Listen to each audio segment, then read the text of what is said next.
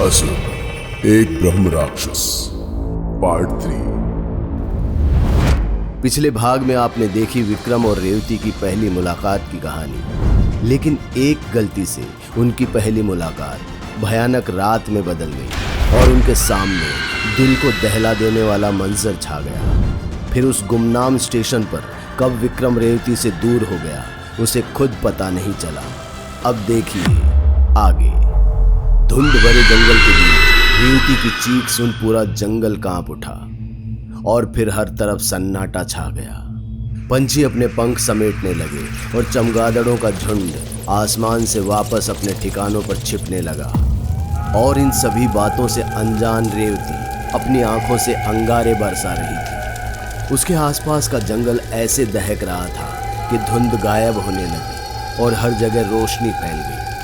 उसके तमस की आग से सब कुछ तबाह होने ही जा रहा था कि तभी एक तेज गर्जना उठी और रेवती की गर्म होती सांसें शांत हो गई। आसमान में बिजली कड़कने लगी और देखते ही देखते बारिश की धीमी बूंदें जमीन को छूने लगी और सामने एक तेज रहस्यमयी रोशनी का उदय हुआ और उसमें से एक विशाल हाथी ने अपना एक पांव बाहर निकाला और चिंगार उठा। उसे सामने देखते ही रेवती अपने दोनों घुटनों पर आ गई और अपने दोनों हाथों को जोड़ बिलख कर रोने लगी।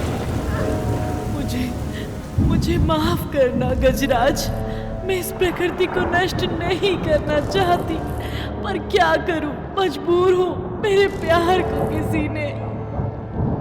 रेवती ने इतना कहा ही था कि गजराज ने गरजते हुए अपनी सूंड को मोड़ा और चमकते हुए जुगनू के झुंड की ओर इशारा किया और खुद गजराज अगले ही पल उस चमत्कारी रोशनी के साथ गायब हो गए। इधर बारिश की बूंदों ने जंगल की आग को खत्म कर दिया था और एक बार फिर से हर तरफ अंधेरा छा गया। स्टेशन मास्टर के रूम से लाया गया इमरजेंसी लाइट भी बारिश में भीग जाने की वजह से दम तोड़ने को तैयार था। पर रेवती इन सब चीजों से रुकने वाली नहीं थी। वो किसी भी हाल में सही सलामत अपने प्यार विक्रम को वापस पाना चाहती थी। इसलिए सीधे उन चमकते जुगनुओं के पीछे ऊंचे नीचे पहाड़ वाले जंगल में भाग निकली। काफी देर भागने के बाद रेवती को जंगल में स्टेशन मास्टर के बिखरे हुए कपड़े मिले और ठीक वहीं पर जुगनुओं का झुंड इधर उधर आपस में बिछड़ते हुए कहीं गायब हो गया। रेवती समझ गई थी कि विक्रम यहीं कहीं आसपास उस स्टेशन मास्टर के चंगुल में होगा। तभी रेवती को झाड़ियों के उस पार कुछ सुगबुगाहट महसूस हुई। पता करने के लिए जैसे ही रेवती ने झाड़ियों को आपस में बांटा, वैसे ही उस ओर से एक भेड़िए ने उस पर हमला कर दिया। रेवती वहीं जमीन पर गिर गई और भेड़िया उसके ऊपर, जो अपने जबड़े को फाड़ रेवती को चबा जाना चाहता था। पर रेवती ने भी उसके गले को ऐसे पकड़ रखा था कि भेड़िए का उस तक पहुंचना मुश्किल हो रहा था। पर भेड़िया अपने पंजों से लगातार रेवती पर वार करते जा रहा था, लेकिन रेवती ने भी मौका देखते ही पास में पड़ी लकड़ी को उठाया और भेड़िए के गले में गोद दिया और भेड़िया वहीं छटपटाने लगा। रेवती ने भेड़िए के गले में नुकीली लकड़ी को इस तरह गोता था कि भेड़िया सिवाय छटपटाने के अपने मुंह से रत्ती भर आवाज भी नहीं निकाल पा रहा था। इसलिए उस भेड़िए से निश्चिंत हो रेवती झाड़ियों के उस पार देखने लगी, जिसके बाद वहां का नजारा देख उसके रोंगटे खड़े हो गए, क्योंकि विक्रम के हाथ बंधे हुए थे और वो पेड़ से उल्टा लटका हुआ था और उसके ठीक नीचे एक अग्निकुंड जल रहा था, जिसके सामने अर्धनग्न बैठा था वही बदसूरत स्टेशन मास्टर, जो अपने हाथ में एक वूडू जैसी गुड़िया ले कुछ मंत्र बुदबुदा रहा था। और उसके सामने अग्निकुंड के चारों ओर बनी आकृति, थाली में रखे सिंदूर और एक बड़ी तलवार को देख रेवती समझ गई कि स्टेशन मास्टर ने विक्रम की बलि चढ़ाने की पूरी तैयारी कर रखी है। पर उसे बचाने के लिए रेवती चाहकर भी उस पार जाने की हिम्मत नहीं कर पा रही थी, क्योंकि स्टेशन मास्टर ने अपने चारों ओर भेड़ियों का पहरा लगा रखा था। तभी रेवती को एक तरकीब सूझी और उसने तड़पते हुए भेड़िए के गले से लकड़ी वापस खींच ली। लकड़ी के बाहर निकलते ही वो भेड़िया तेज आवाज में चीख पड़ा। उसकी आवाज सुन बाकी सभी भेड़िए भी पहरा छोड़ दौड़ते हुए इसी ओर आ गए। इतने में रेवती भी मौका देखते ही सीधे स्टेशन मास्टर के सामने जा पहुंची। उधर भेड़ियों का दिल दहला देने वाला विलाप चल रहा था और इधर स्टेशन मास्टर अपनी सिद्धि में विलीन था। उसकी सिद्धि की तैयारी और बुदबुदाते हुए मंत्रों को सुन रेवती इतना तो समझ गई थी कि वो स्टेशन मास्टर विक्रम के शरीर पर अपना कब्जा करना चाहता था। इसलिए परकाया प्रवेश की विधि के जरिए विक्रम के शरीर में अपनी आत्मा का प्रवेश करवा रहा था। इससे पहले कि वो अपने मंसूबे में कामयाब होता, रेवती ने उसी नुकीली लकड़ी से उसकी पीठ पर वार कर दिया, पर स्टेशन मास्टर पर उसका कोई असर नहीं हुआ। जबकि पूरी की पूरी लकड़ी उसकी पीठ में जा धंसने के बाद भी उसे चींटी काटने बराबर भी दर्द नहीं हुआ। उल्टे वो दानव की तरह हंसने लगा। देखते ही समझ गया था वो आम नहीं, मायावी लड़की है और मुझ तक पहुंच ही जाएगी। इसलिए मैंने अपनी जान को अपने शरीर से अलग कर दिया है, जो अब सीधे इस लड़के के शरीर में जाएगी। अब तो चाहे मेरा सिर ही क्यों ना कलम कर दे, मुझे कुछ नहीं होने वाला लड़की।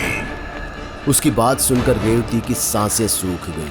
उसे कुछ समझ नहीं आ रहा था कि क्या करे। गुस्से में आकर उसने उसकी पीठ से उस लकड़ी को निकालकर लगातार कई बार उसकी पीठ में गोता, पर उसका उस दानव स्टेशन मास्टर पर कोई असर नहीं हुआ। उसके शरीर से खून का एक कतरा भी नहीं निकला।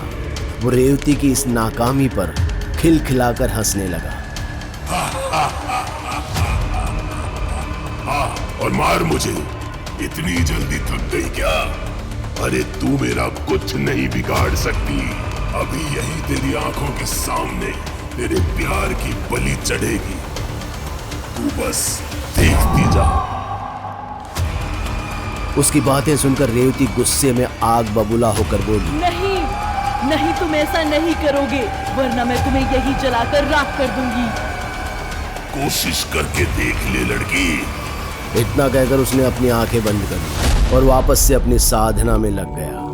रेवती की आंखें वापस से गुस्से में दहकने लगी, पर वो चाहकर भी कुछ नहीं कर पा रही थी। हमला करती भी तो वार खाली जाता। परेशान हो रेवती घुटनों के बल बैठ गई और गुस्से में हाथ की लकड़ी को सिंदूर भरे थाल पर दे मारा, जो उड़ते हुए वुडू से जा टकराया और वुडू थोड़ा दूर जाकर गिर पड़ा और उसके साथ ही वो स्टेशन मास्टर भी वुडू की तरह गिर पड़ा। अचानक से ये होता देख रेवती के चेहरे पर मुस्कान छा गई, क्योंकि उसके सामने उस स्टेशन मास्टर का भेद खुल गया। इसलिए बिना देर किए उसने वुडू को अपने हाथ में उठा लिया और मुस्कुराने लगी। ए लड़की, ये सही नहीं कर रही तू, छोड़ दे उसे। छोड़ दूंगी, पहले विक्रम को सही सलामत नीचे उतारो, वरना एक झटके में तेरे सर को धड़ से अलग कर दूंगी। अरे कुछ नहीं हुआ उसे, बस वो बेहोश है। ला मुझे दे दे ये। अच्छा, विक्रम बिल्कुल ठीक है, तब तेरा यहाँ क्या काम? चल निकल यहाँ से। इतना कहते ही रेवती जोर से उस वुडू के कान में चिल्लाई, जिससे स्टेशन मास्टर का सिर फटने लगा। और फिर उसने वुडू को वहीं फेंक दिया जहां भेड़ियों का झुंड रो रहा था। वुडू के फेंकने के साथ ही स्टेशन मास्टर भी हवा में झूलते हुए सीधे जमीन पर जा गिरा और उसके शरीर पर ऐसे निशान बनने लगे जैसे कोई उसे नोच नोच कर खा रहा हो। इधर स्टेशन मास्टर के कमरे में रेवती लगातार विक्रम को होश में लाने की कोशिश कर रही होती है और काफी मशक्कत के बाद जैसे ही विक्रम को होश आने लगा, वैसे ही रेवती ने उसे अपनी बाहों में भर लिया और फिर विक्रम घबराते हुए कहने लगा, वो स्टेशन मास्टर राक्षस है, उसने मुझे उल्टा लटका दिया। किसने तुम्हें उल्टा लटकाया विक्रम? पूरी रात तो तुम मेरी बाहों में थे। मतलब हम पूरी रात यहीं थे, स्टेशन के बाहर जंगल में नहीं गए। विक्रम, तुमने मुझे बिस्तर से बाहर जाने ही नहीं दिया, तो फिर जंगल कैसे जाएंगे? लगता है ये बस एक बुरा सपना था। हाँ, शायद सपना ही था, होश उड़ा देने वाला बुरा सपना। और पूरी रात तुमने मेरे होश उड़ाए, उसका क्या? अरे घबराओ मत, रात अभी और भी बाकी है, मेरे पास आ जाओ। इतना कहते हुए वो दोनों एक बार फिर से आपस में सिमट जाते हैं और वीरान स्टेशन पर उनके सांसों की आवाजें तेज हो जाती है और उनकी आंखें तब खुलती है जब दरवाजे पर तेज दस्तक होती है। विक्रम जैसे ही दरवाजा खोलता है, उसकी आंखें सुबह की रोशनी से बंद हो जाती है। सामने वाला आदमी भी उसे धुंधला धुंधला सा दिखता है, लेकिन वो कुछ ऐसा कहता है जिससे विक्रम के होश उड़ जाते हैं। अरे साहब, आप लोग ठीक तो है ना? हाँ, क्यों, कुछ हुआ है क्या? अरे स्टेशन मास्टर का शिकार हो गया है। भेड़ियों ने नोच खाया उसे। क्या विक्रम को स्टेशन मास्टर की मौत की असली वजह का पता चल जाएगा? क्या रेवती की असलियत से वो हो जाएगा रूबरू? और आखिरकार रेवती में ऐसी कौन सी शक्तियां हैं जो वो आंखों से आग उगलती है? जान जाएंगे आप सभी इन सवालों के जवाब। बस जानने के लिए देखते रहिए डोडो टीवी की एक्सक्लूसिव सीरीज असुर, एक ब्रह्म राक्षस, जिसके लेखक हैं पंचम प्रकाश। दोस्तों, अगर आपको हमारी कहानी अच्छी लगी हो तो लाइक, कमेंट और शेयर जरूर करें। साथ ही रेगुलर अपडेट के लिए चैनल को सब्सक्राइब करें। और अगर आपके पास भी कोई डर से भरी दमदार कहानी है तो भेजिए हमारे मेल एड्रेस पर अभी।